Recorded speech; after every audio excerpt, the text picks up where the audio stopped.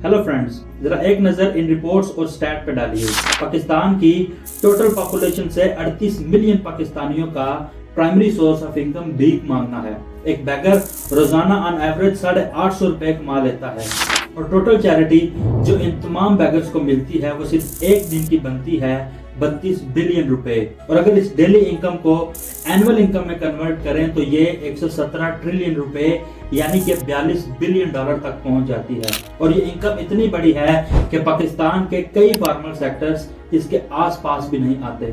और इस पूरी इनकम में ना तो कोई टैक्स है, ना कोई ऑडिट और ना ही किसी भी किस्म की कोई दूसरी रेगुलेशन। लेकिन एक वक्त था जब इन बैगर्स से सिर्फ पाकिस्तान में रहने वाले लोग ही परेशान थे, मगर अब ये मसला दुबई, सऊदी अरब, कतर, हत्ता के यूरोप तक भी पहुंच चुका है। इनफैक्ट लास्ट ईयर की इस रिपोर्ट के मुताबिक फॉरेन कंट्रीज में अरेस्ट होने वाले 90% से ज्यादा बैगर्स का ताल्लुक पाकिस्तान से था। और पिछले 2.5 सालों में 44,000 से ज्यादा पाकिस्तानी बैगर्स को सऊदी अरब, इराक और दूसरे मुल्कों से डिपोर्ट किया गया है। सिर्फ साल 2024 में 4300 लोगों को एग्जिट कंट्रोल लिस्ट पर डाल दिया गया ताकि वो ट्रैवल करके इंटरनेशनल बैगिंग न कर सकें। लेकिन सब कुछ इतना ऑब्वियस होने के बावजूद क्यों यह मसला बढ़ता ही जा रहा है, आइए समझते हैं आज की इस वीडियो में।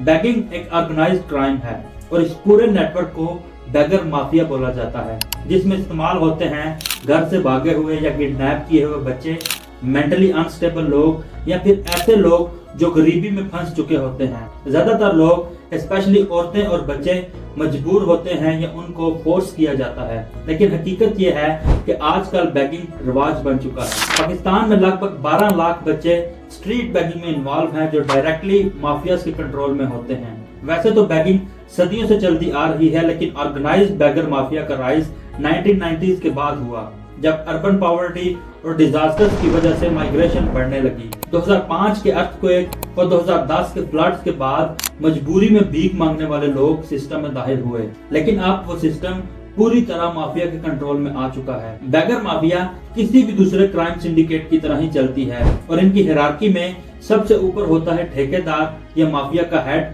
जो पूरे नेटवर्क को लीड करता है और अपने नीचे मिडिल मैन या सुपरवाइजर्स को रखता है। इन मिडिल मैन और सुपरवाइजर्स का काम है बैगर्स की सिलेक्शन, उनकी डेली एक्टिविटीज की मॉनिटरिंग और उनका पिक एंड ड्रॉप मैनेज करना। हर बेकारी को रोजाना एक फिक्स टारगेट भी दिया जाता है, जो कि पूरा ना होने की सूरत में उनको सजा दी जाती है। कुछ माफियाज के पास इन्फोर्सर्स भी होते हैं जिनका काम डिसिप्लिन मेंटेन करना, बैगर्स को कंट्रोल करना और पुलिस से लेन देन करना होता है। इन बेकारियों में ज्यादातर लोग मजदूर होते हैं या फिर मजदूर होने का नाटक करते हैं। और सबसे खौफनाक बात यह है कि कई केसेस में बच्चों को जानबूझकर डिसेबल किया जाता है ताकि वो ज्यादा से ज्यादा सिंपैथी ले सके।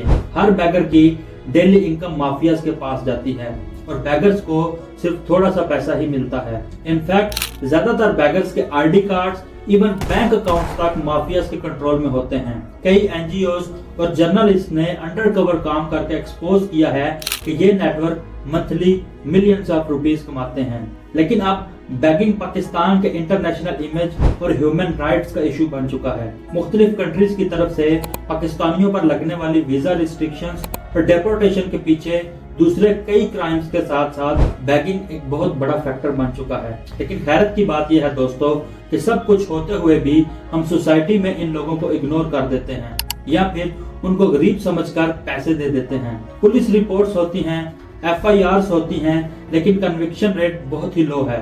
क्यों? क्योंकि कई केसेस में माफिया लोगों को ब्लैकमेल करता है और कभी कभी तो खुद ऑफिशियल्स भी इसमें इन्वॉल्व होते हैं। और जैसे जैसे दुनिया डिजिटल हो रही है वैसे वैसे ये माफिया भी नए तरीके इख्तियार कर रहा है। Fake charity accounts, fake NGOs, manipulated stories और QR कोड स्कैम्स, ये सिस्टम अब डिजिटल दुनिया में भी एंटर हो चुका है। इसलिए अब जरूरत है हमें अपनी सोच को बदलने की, क्योंकि हर बार जब हम बिना सोचे समझे भीख देते हैं तो हम भी कहीं ना कहीं इस सिस्टम को इनडायरेक्टली सपोर्ट करते हैं। हम सबका हक बनता है कि हमारे इर्द गिर्द होने वाली हर सस्पिशियस एक्टिविटी को हम रिपोर्ट करें, लोगों में अवेयरनेस फैलाएं, दूसरों को एजुकेट करें और सिर्फ जेन्युइन एनजीओज को ही सपोर्ट करें, क्योंकि जब तक हम बोलेंगे नहीं तब तक कुछ बदलेगा नहीं। और अगर आप चाहते हैं कि ये पैगाम ज्यादा से ज्यादा लोगों तक पहुंचे तो वीडियो को शेयर करें, कमेंट सेक्शन में अपना ओपिनियन दें और थिंक लाइन टीवी को सब्सक्राइब करना ना भूलें।